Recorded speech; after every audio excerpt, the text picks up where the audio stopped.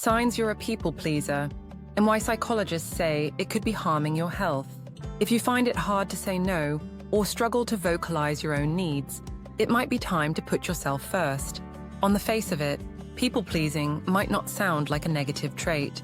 Isn't it simply being a bit too nice and saying yes to everybody? But therapists warn that people-pleasers could be harming their emotional and mental health.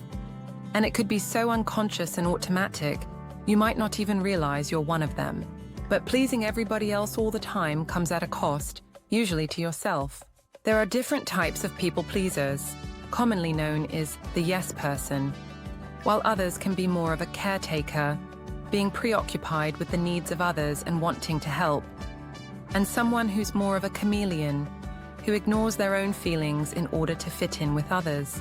Aside from the common sign of constantly saying yes to other people's ideas, plans, and wishes, Johnson says many people-pleasers will never really vocalize their own needs or ideas, whether that's at work, at home, with friends, or in relationships. They are not naturally assertive, will present as agreeable, and always happy to do whatever other people want, often appearing as quite easygoing.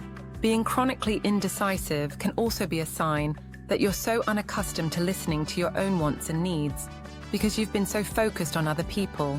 It's most likely an unconscious schematic response that you've learned as a coping mechanism from a past experience, often, but not always, in childhood.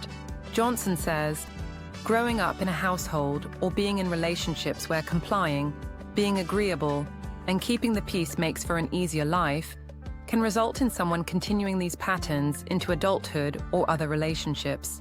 When we learn a safety or protective behavior, we tend to want to keep repeating it. In more extreme cases, some may have only been shown love or recognition when adhering to others' needs and wants.